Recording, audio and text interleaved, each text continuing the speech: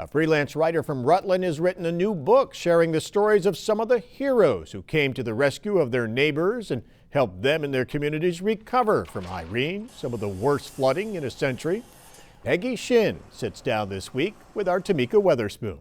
The book is being released on August 28th because it's the second anniversary of Tropical Storm Irene.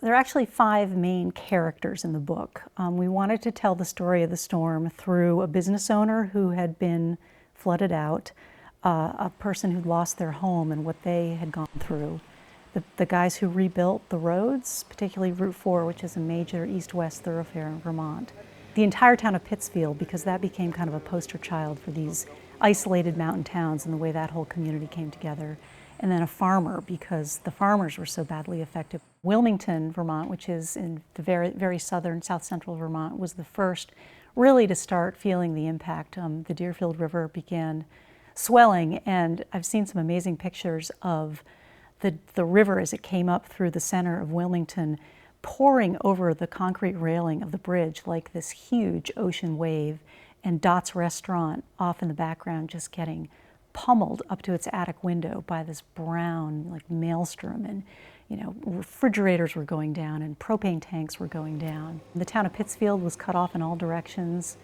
when the mountain brooks up there just gouged the river out, and one of the gouges left like this 50-foot chasm in the road, and you knew that that wasn't going to get fixed quickly. It was the first real natural disaster we'd had statewide since 1927, when there was a big flood. And I've only read about that flood and how people reacted, but I think it was a very similar reaction. I think it really pulled people together and bonded people with this singular focus of helping this state recover. I'm sure if you looked at other rural communities anywhere in the world, you'd find that people step up, they're happy to volunteer because they need to. Nobody was sitting there desperately, waving a flag, waiting for the government to come in and help. They were all helping each other. I guess I want people to take away from the book what a group of people can do when they put their minds to it, when there are massive problems that seem completely impossible. Like, how are we gonna fix this mess?